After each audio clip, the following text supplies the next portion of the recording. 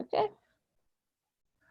Okay, good afternoon, everybody, and welcome to another of Action Coach Birmingham's webinars. It's good to have you with us this afternoon on our Take Action series. And it's also great to have with us Richard Higinbotham from OPTSM. Welcome, Richard. Good to see you. Thank you very much, Stephen. Thanks for having me.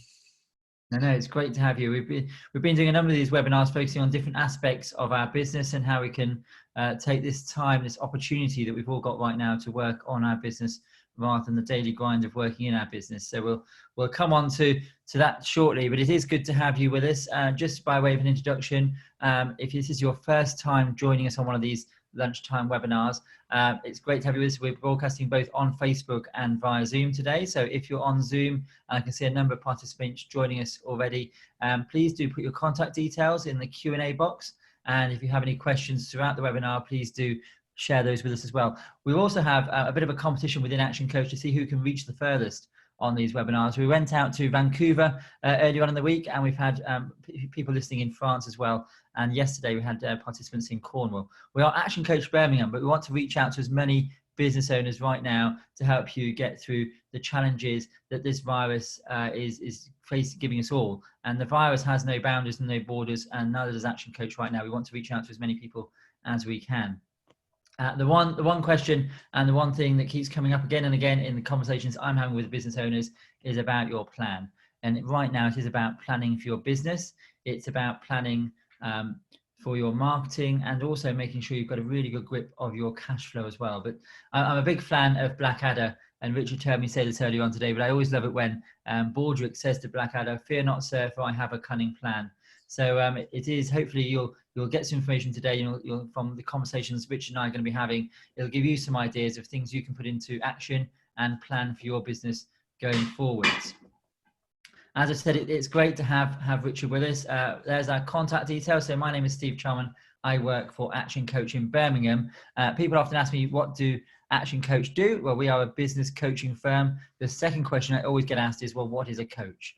And to very briefly summarize, a coach is, if you take any sporting personality, those who are achieving the very best in their chosen sporting field will have had a coach to help them get there.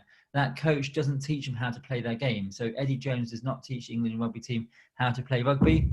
What he does is help them play to an even better standard, to help them play to the best of their ability, to look at how they can play their game from a different perspective, to give them tips, advice, give them the right amount of pressure, and hold them accountable for their game, and give them the motivation to take the learnings from that game and improve on it next time.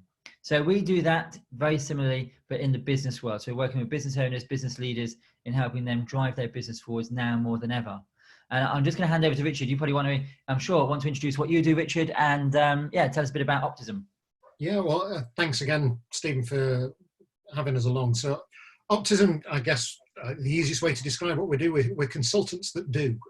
So there's lots of consultants that will go out there and do analysis on a business and provide recommendations. We're much more hands-on in the way that we do things. So we help people find their opportunities, and we deliver services. So there's three areas really where we work, which is releasing productivity lock. So we use some technology which is effectively software robots to automate tasks that lock down people with fingers on keyboards and eyes on twin screens.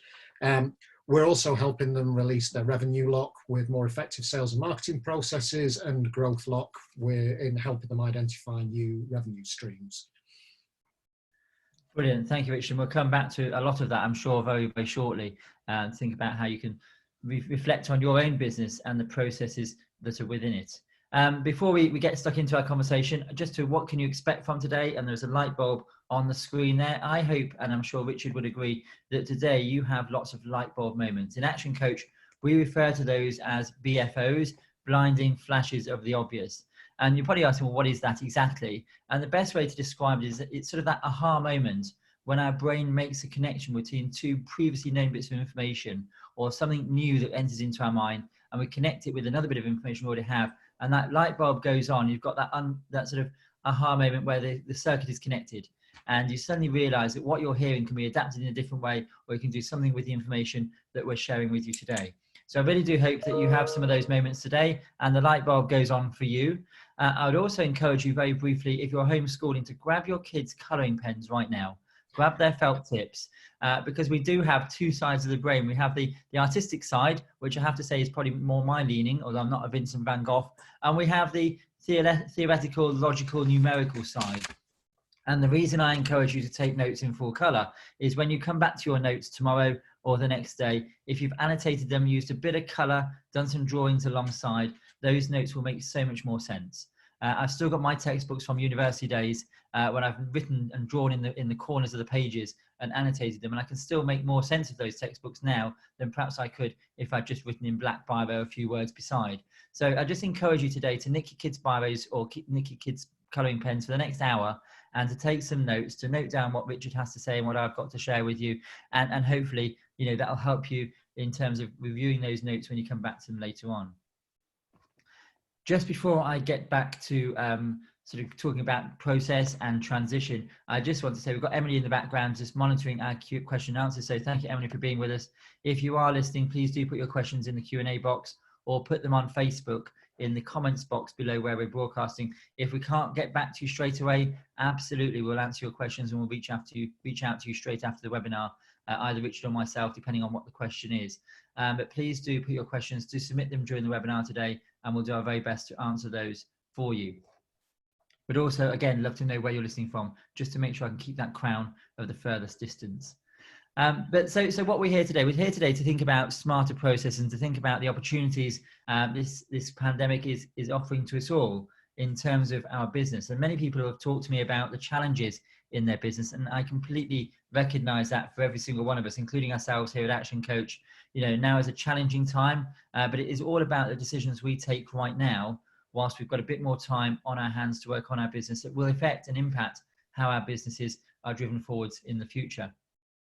One of the most common questions I have, or conversations I have with business owners, is they keep saying to me, well, when things go back to normal? And I have to keep reminding myself and them that we're not going back to normal. We're going forwards into a new way of working. We're going to be working in a new way in terms of how we deliver our services, how we interact with our potential clients, with our suppliers, with our customers and our staff. And it is about thinking in new ways about how we can run our business. And I'm sure Richard will talk in a moment about new ways in which we can systemize our business to drive it forwards, to make it more efficient and to make it fit for purpose in the new virtual world we're working in. It was my children's birthday 10 days ago, and we had 4 generations of family on Zoom all singing happy birthday together. And it just reminded me, it sort of made it really obvious that, you know, we've sort of been catapulted forward a whole 10 years, in my mind, a whole decade, in terms of how we are running our businesses right now. And there are many business owners that are suddenly grasping and sort of maximizing the opportunity that this virtual world that we knew existed, but we hadn't really engaged with, is now offering our businesses. And a small example of that is my daughter, who does ballet on a Saturday. And she used to go to the community centre every Saturday morning and meet with her friends and do the ballet class and come home, and that was it. Obviously in lockdown, she's not been able to do that. And her ballet school, after a couple of weeks of contemplating about what they were going to do, have started delivering the ballet classes online on Zoom. And I have to say, it's quite amusing because all the screens are faced at the feet rather than the head. But in talking to the ballet school leader only a few days ago, she said to me, "See, Steve, when I go back to, or when lockdown restrictions end, I'm not going to go back to delivering my service solely in person. I'm going to continue delivering services online because there's a whole new marketplace that I've never really tapped into."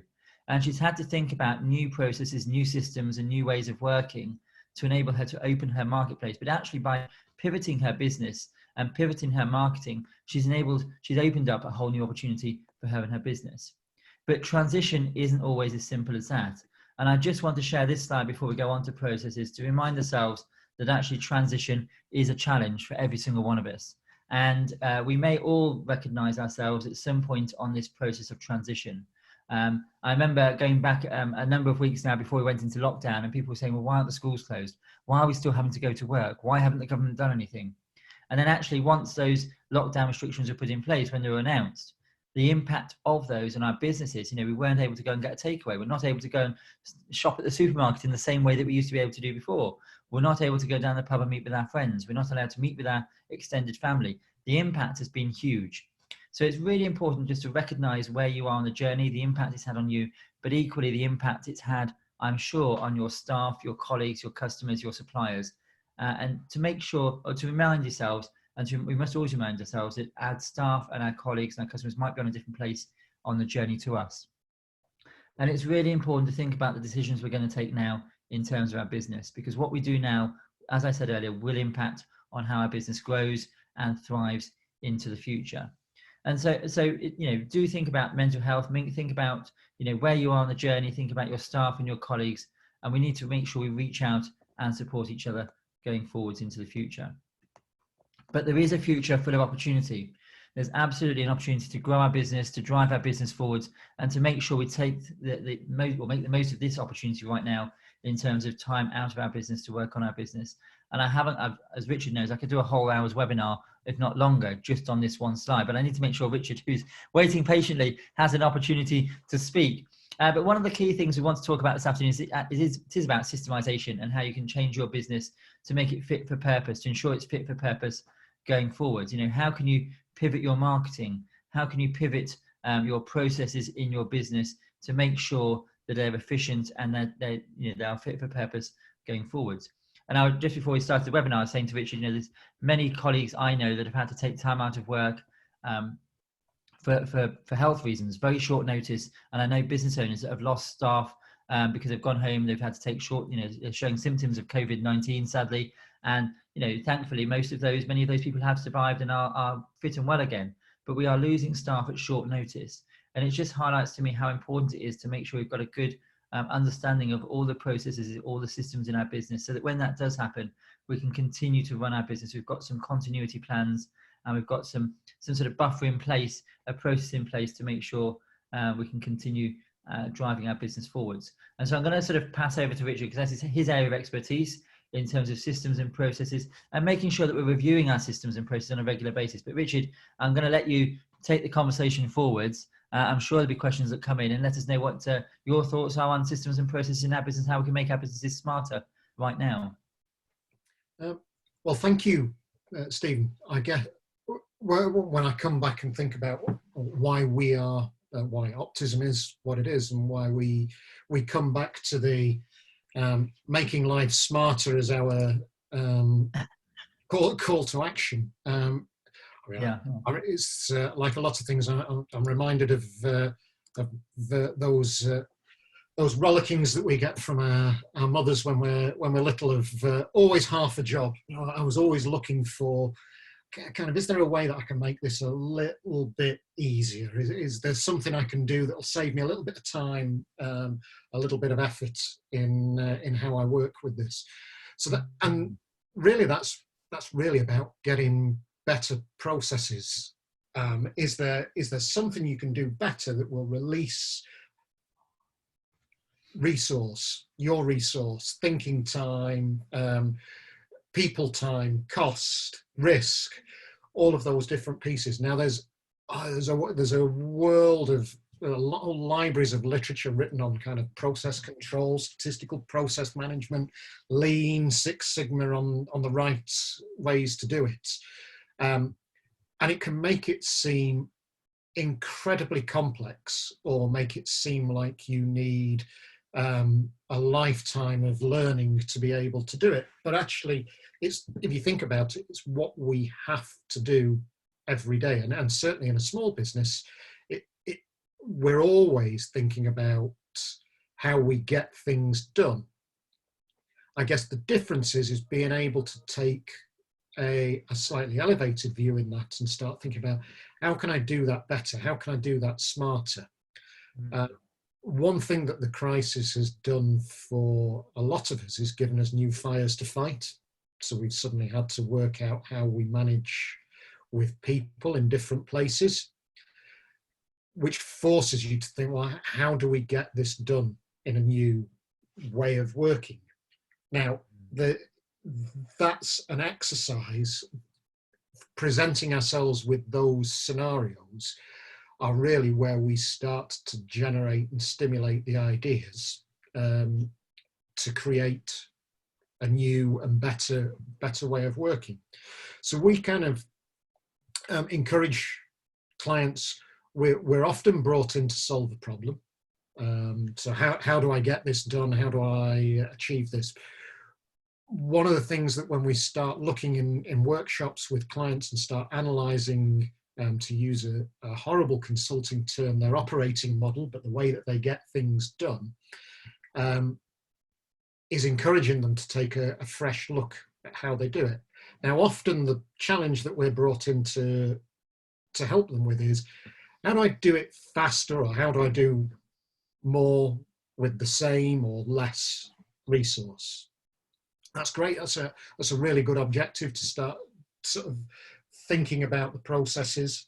Another one might be, how can I reduce the cost of getting this done? How can I reduce the risks? We do a lot of work around compliance and security and reducing fraud risk in processes. All, again, very good ways to do it. The one that frequently gets missed is, how do I ensure I've got the right people in the right place at the right time? And it always seems to come back to this, is unless we are a pure play online business, we're almost always a people business. There's people who we provide product or service to, and there's people who are involved in providing that. And there's a lot of value in those people who are providing it. And actually, when we start kind of coming back and helping people look at, a director I used to work with at British Gas used to refer to what we did as the sausage factory, because you would have bills needed to go out to the door. If bills didn't go out the door, calls would come in. So if you didn't fill the hopper and push things down, nothing would happen. Some things happened if you put things in at one end of the sausage machine, things will come out at the other end. And you will have various things that pop out along the side that are either intended or unintended consequences forced out by just the sheer weight of meat. And you have people there who are trying to catch the things that come out of it. What he was very good at getting us to think about is actually, are there outcomes of the way that we do things that are indicators that we could be doing things better? Are there outcomes that tell us that actually we should be doing things a completely different way? And actually, if we got people dealing with outcomes that shouldn't be dealing with those outcomes, that's actually slowing things down or creating barriers, single points of failure. So once we started thinking about that process as kind of that sausage machine visualizing, is that really gets us to think of it a little bit differently. Which is, I guess, one of the challenges I come across quite often is where business owners fail to include themselves in that thinking process and put a value on their own time, and sort of looking at all the other people around them, but not actually thinking about themselves in that process as well. Yeah, and I mean, I do it all the time because we are a small business. In things like bookkeeping, I get tied down with. Is it really necessary that I get tied down with bookkeeping? No, it isn't. It's a natural outcome of what we do. Is we have bills to pay, we have invoices to put out, but why am I dealing with that? And actually, is there a way that we could do that differently? And if we did do things differently, what would be the impact of that? Is a really, really good thing. And that's where we've got in our old way, we've got the wrong person, me. Well, I'm not an accountant, in the wrong place at a time when I should be dealing with clients or could be creating new clients. That's an obvious place to do it. Now, how that had ended up was looking at our operating model is actually not paying a bookkeeper is reducing costs, but actually it's creating unintended consequences. One of the other things that we kind of look at is this is a kind of a slightly provocative figure, but again, this is a big consultancy looking at the problem, but you've got 30% of working hours in the modern economy is spent on data entry and data processing. Wow. That 30% that McKinsey's found was actually tasks that could be automated with technology that exists today. Now, a lot of that is, you would think, is necessary. So if we use our invoicing and bookkeeping example, is invoices or bills arrive in emails, they need to be put onto a billing system and so on. So that's a data entry. But again, that can be automated. But what the consequences of that is, we've got grey hair, or not very much hair in my case. Now, both of us. You've got all those skills, experience and expertise tied down doing a job that's repetitive, mundane, requires very little judgment and little or no knowledge beyond, after I do this step, I do that step, after I do that step, I do the next step. There's no judgment applied to it, so I'm not, is all that creativity that I've got, I'm not applying that. And actually what I'm doing is I'm tying myself down with my fingers on keyboards, accessing the technology and the applications. I think when we look around a business, we see an awful lot of that. And if we think about what's just happened in crisis, you start to see in small teams of people, when the working environment changes, things are very difficult to get done. So something as simple as, I was sat in dining room working one side of the table, my wife working the other, in the classic COVID scenario, early on in lockdown, and wife goes, I can't get this done. Somebody's in the spreadsheet. Now in the office, that's easy. Would you mind just, who's in the spreadsheet? Will you come out the spreadsheet so I can do it? When we're all scattered to the four winds, you can't get that done. Is the desk phone number doesn't work. The ability to talk to that person, the ability to collaborate doesn't work. So, but what that does is that forces you to think, should we be running an important process on an Excel spreadsheet? Two, should we have a way of making it easy to collaborate in real time, so when a shout across the office isn't the right way to do it?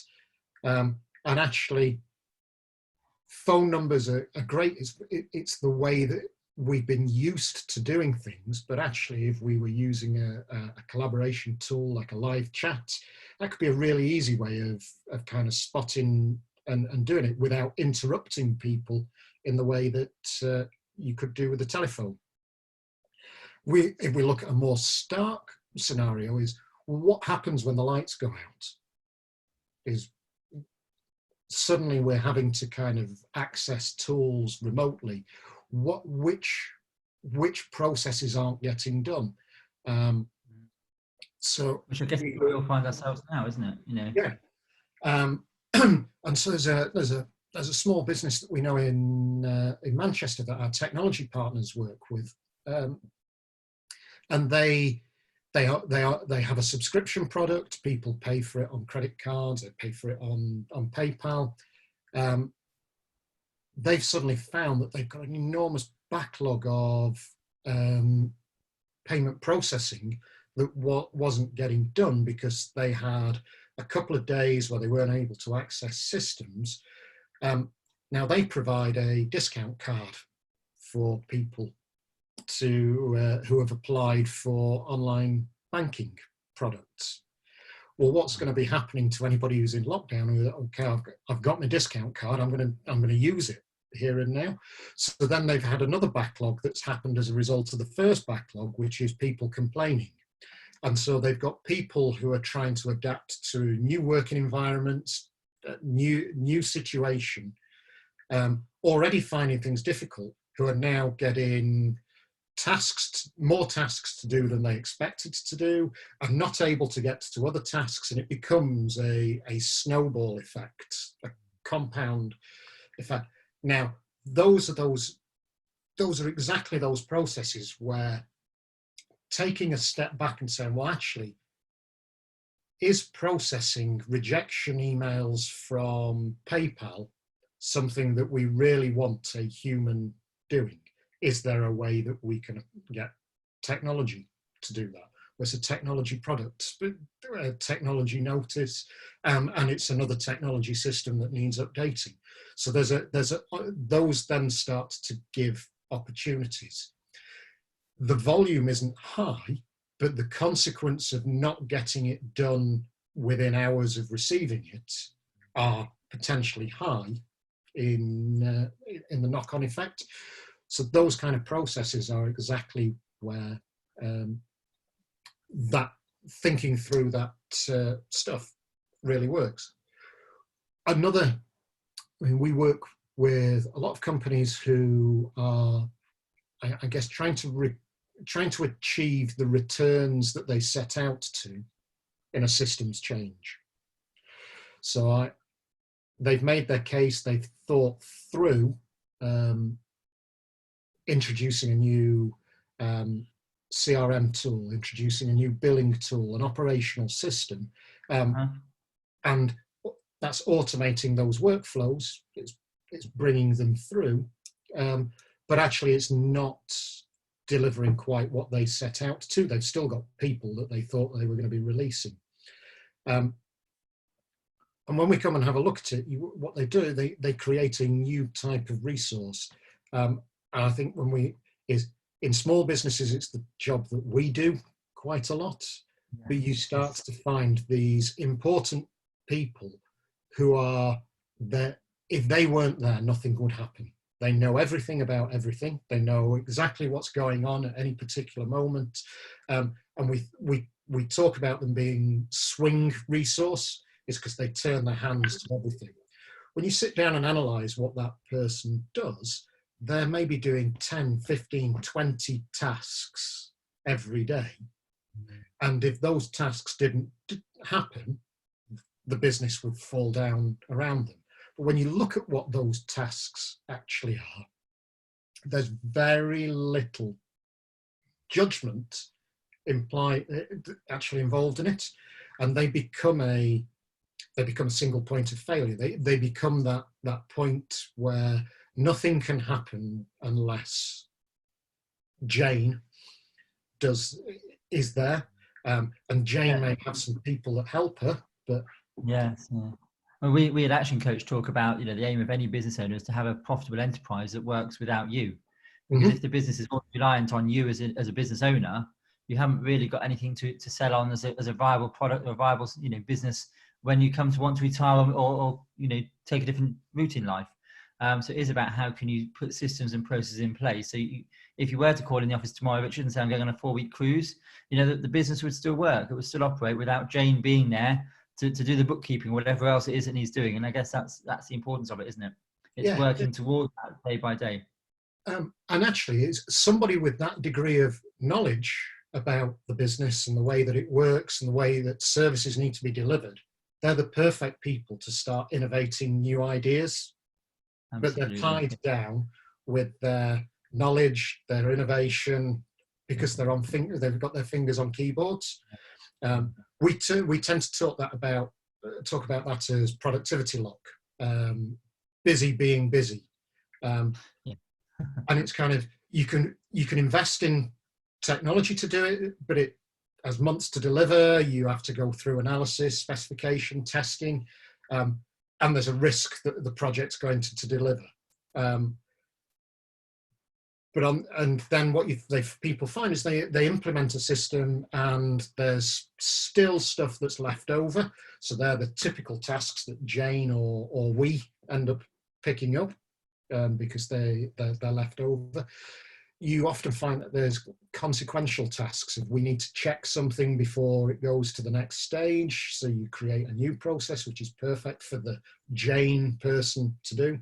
And that swing resource is tied up doing it. So when we come into that, we have specific solutions and specific technology that we bring to it, but is that happens at varying degrees of scale. There's email is being more efficient in the way that we deal with email, or helping staff to be more efficient in the way that they deal with email, suddenly can free up a whole bunch of time. So using rules in email inboxes to divert stuff to a particular place, so you've got a work list ready created, is brilliant. Anybody who's kind of stumbled across Zapier or If This Then That is great, a great little tool for automating one-off tasks. So instead of having to create a new client in your online accounting software and then having to update stuff in your CRM tool, Zapier's great at making those two tools talk to each other without having to get a software developer in to make the two tools fit together.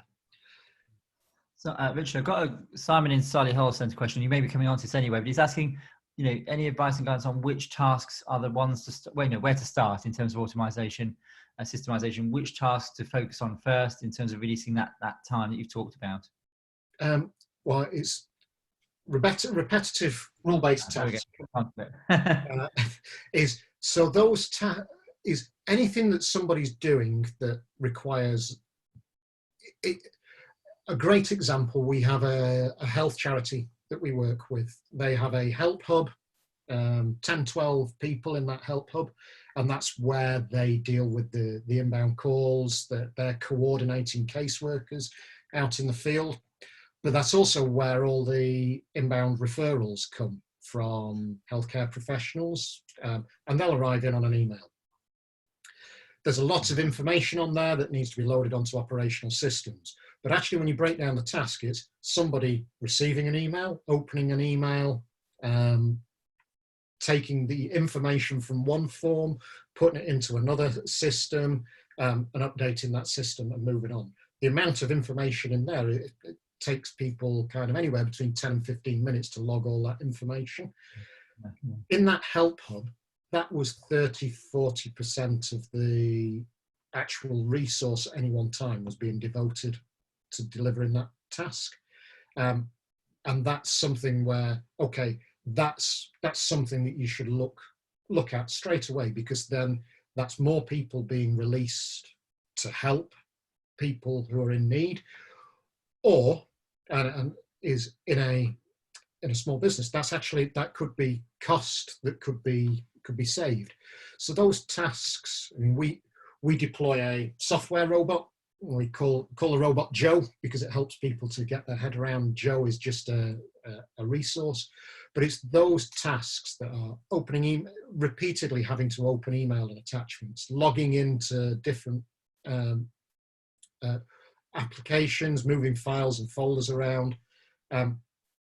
So using the example from the health charity, is that form that comes in, that payment notification that you receive, that invoice that you receive from a supplier that needs loading onto a system, that needs sending out to somewhere else. All of those steps are manual and repetitive processes that require little or no judgment. Those are absolutely something where you can set a software robot to work. And it sounds, I mean, this technology has been around a good number of years, but what it's now become is something that can be deployed for a few £100 a month in some cases to deliver that stuff. But yeah, having the robot log in to work like a human user means that you can then free up the real humans to do the job that needs to do it. Other tasks that are really I'll stop my sharing for a moment. Other tasks that are obvious ones are compliance tasks.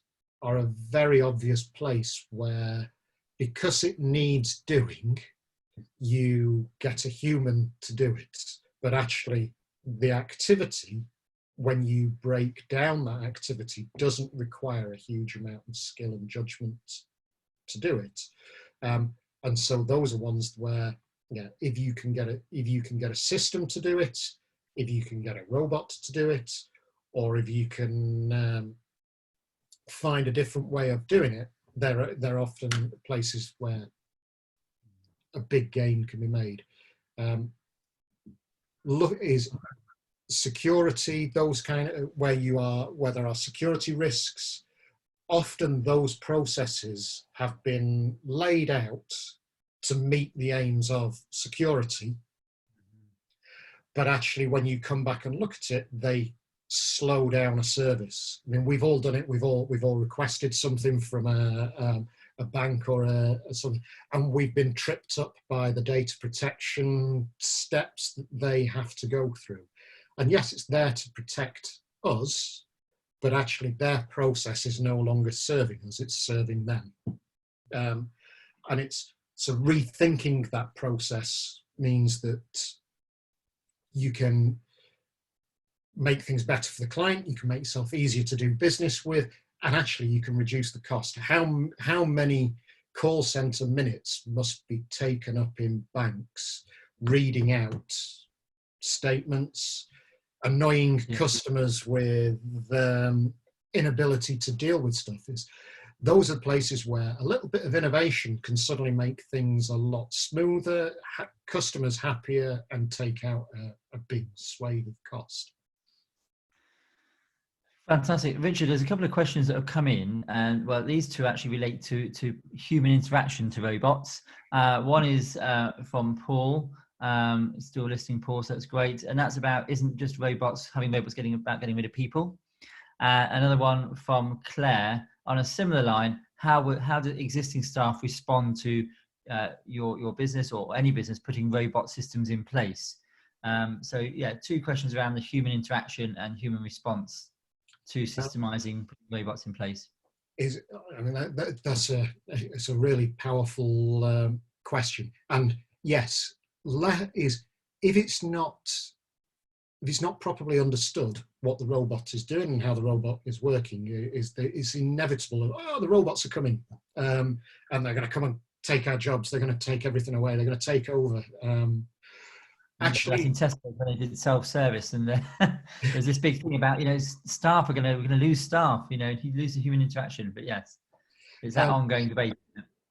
But actually, certainly there are tasks and that can be done at scale where actually, we can say there is going to be a headcount impact on it.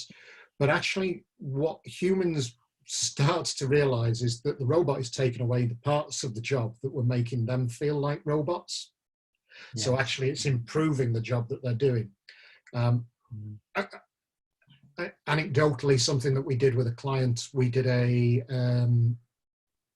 business improvement workshop with them where their internal operations leader encouraged them to bring all the ideas that they had for process improvement to this workshop.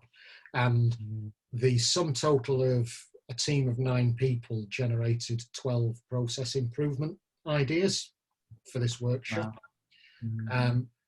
We went through, we found a couple of processes where actually we could free them up, and actually them seeing the robot in action suddenly started to give them new ideas and new ways it could work. So we went into another workshop, which was to review the success or otherwise of various parts of the process that have been automated with the robots. And in good workshop fashion, we created a car park flip chart of questions that came up that would have derailed us and put us onto another path during the thing that we could come back to at the end. And they were all, could Joe do this? Could you get Joe to do that? How about this process over here where we do that? If we did that with Joe, could that make it? We counted them up, and I think there were 16, 17 items that we captured on the car park. And the operations director, I asked you for a bunch of process improvement ideas, and and we couldn't generate any. Is we've now in a workshop where we're not asking for them, you've generated 16, 17, and someone just said, but we didn't know what was possible before. And so once you have that trust that actually the robot is there to make things work better, to remove stuff that you don't want to do, is to be able to do, you can get the robots to do stuff overnight so that things are ready for people to work on the next morning, all of those kind of aspects. That stimulates those ideas for how we can improve stuff. And actually, so often we find in an engagement with a client that once you've got through the initial objectives of releasing people, people have got time to think about how they can do things better. And then that becomes part of the routine. That's one of the outcome benefits, is new ideas. Yeah, and I guess small words in the top of my screen there, it sort of talks about skills audit. I think this thing, again, it's something that often goes hand in hand. You know, we've got this opportunity now to reflect on the staff we have, who is usually, for most businesses, the biggest resource we're spending in our organisations. And those staff will come to a particular role in a particular organisation to do a particular task, but actually they bring with them a whole wealth of experience and skills that are yet to be tapped into because they're so busy doing the automated process or the process that you've just been describing. And actually, I've been talking to many business owners right now. It's a great opportunity to think about the staff, the resource you have in your business, in your organisation, and to review the skills and the experience that they have. And how could you deploy that differently in the way we're operating our businesses right now? And alongside what you've been saying, Richard, in terms of what systems can be automated so you can release staff time to do things differently or to take on other roles and other parts of the business. I think that's, sort of a really important aspect to it as well. I've got another Richard who's emailed a question in for you, Richard. And they're looking to replace their software systems, but weren't sure whether it's better to replace the software they've got or to enhance the software they've got with new robot systems, or whether to just buy into this new product they were looking at instead, and which is a better way to go forward? Is it to automate or is it to replace? I'm reminded here of a very challenging situation that I was put in by an IT director who a large manufacturer who said to us, yeah, these robots are good, I can see how they do it, but doesn't that just become a way of bypassing my systems change backlog? If there's a right way to do it, I want to make sure I'm doing the right way. But the penny dropped for him is actually if I'm not going to get to the right way of doing it for 6-12 months because I've only got so many developers or the change is going to take that long, actually Joe could be taking the pressure off there. A platform is where is I guess the foundation of it. Now, the challenge with implementing a new platform is quite often it will take months and there's a lot of investment involved and there's a lot of risk tied up with that. But with any change, there's almost certainly a very good business case for doing it. Either you will be able to do things you couldn't do before, you'll be able to do them faster, or they'll be able to do them at less money. All of that is relevant. I guess the approach that we take with robots is slightly different to most people. Is we almost provide the process as a service. What that can unlock is that can, within 2-3 weeks, unlock some of that benefit in a process that could be automated.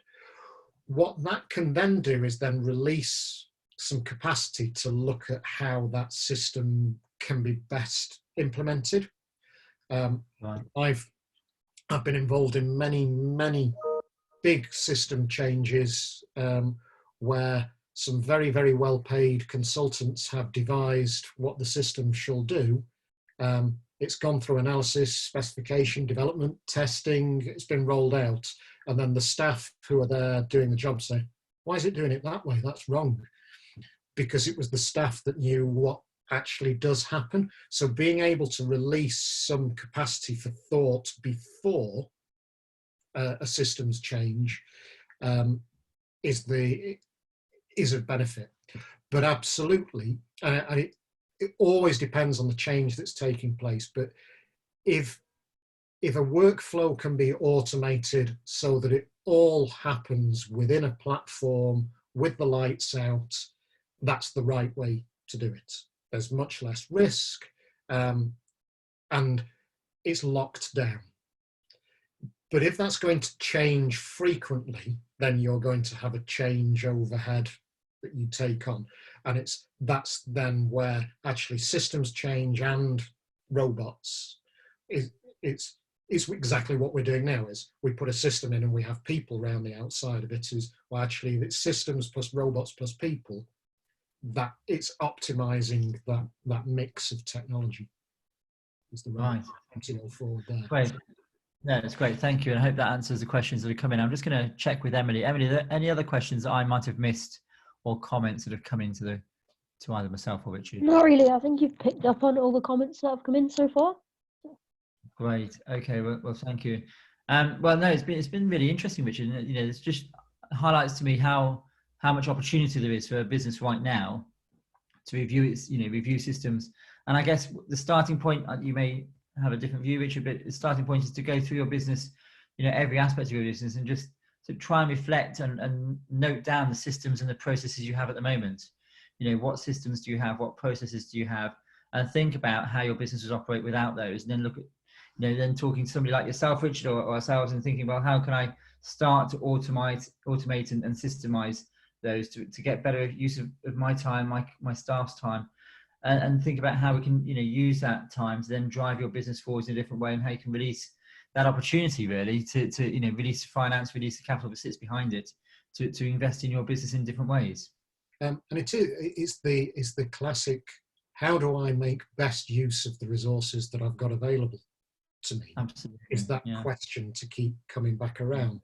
And if you've got costly resources, I'm reminded of a law practice that we work with. They do they're a conveyancing factory, but everybody in their organisation is highly skilled, highly qualified, necessarily expensive, and only get paid for their time.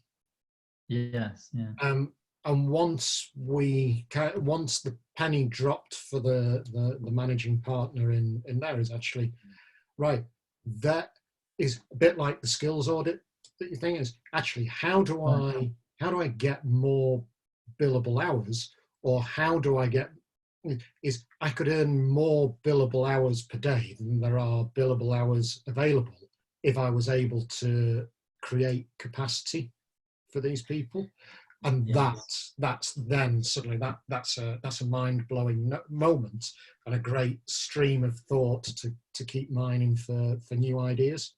It goes back to the BFO, doesn't it? It's when those two bits of information are connected together, and suddenly the light bulb goes on, and you realise what the art of the possible is, I guess. Yeah. And I ask business owners all the time, as I said to you earlier on, if you were to go away on holiday tomorrow and not call into the office for 4 weeks, how would your business run? But I guess the other aspect of that is, if Margaret in finance suddenly went off for 2 weeks, how would your business run? If Paul, who runs the packing machine over there, was to disappear for 2 weeks, would your business be able to survive in terms of would your business be able to run tomorrow? And it's a really good starting point to go through every aspect and just think, if that person wasn't there, how would I run that process? And how can I then think about, once I've got an idea of what that process is, how can I make it even more efficient, even smarter, so that I can release time? And that's where absolutely the light bulb goes on. And I see it day in, day out, and I'm sure you do as well, Richard, in terms of understanding all the processes, every single process, from recruitment to marketing to running machinery to finance to accounting to, as you've talked about, opening and responding to emails. There's so many different ways in which we can make better use and efficient use of time right now. Yeah, and it's making time to have that thought. Is most of the prompts that we have around our business tell us to do something. So the management information we have tells us how much money we have in the bank, how much money we've got outstanding. It's not telling us how much it's costing to make that happen in a lot of cases, and it's not telling, it doesn't immediately point out the opportunities to us. So unless you make time to sit back and think about the sausage machine and which parts of the sausage machine make things work better, faster, or cost us more. I'm having flashbacks to my business studies days at A-level now, talking about opportunity costs. It all comes flooding back when, you know, certain words, they just trigger in your mind, don't they? But it is all about opportunity costs and thinking about, you know, how can I make best use of that opportunity and what are the costs associated with it?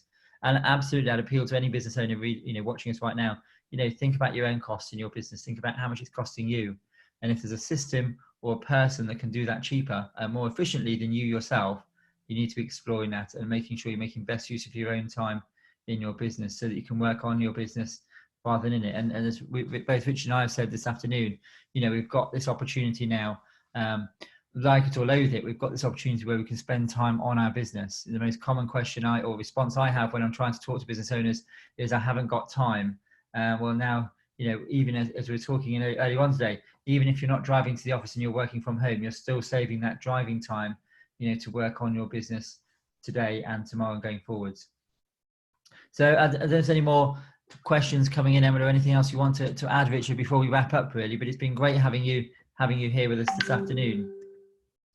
It's been an absolute pleasure, Stephen. I think you can probably tell I love talking about process and process improvement and applying technology to do it. But is it just?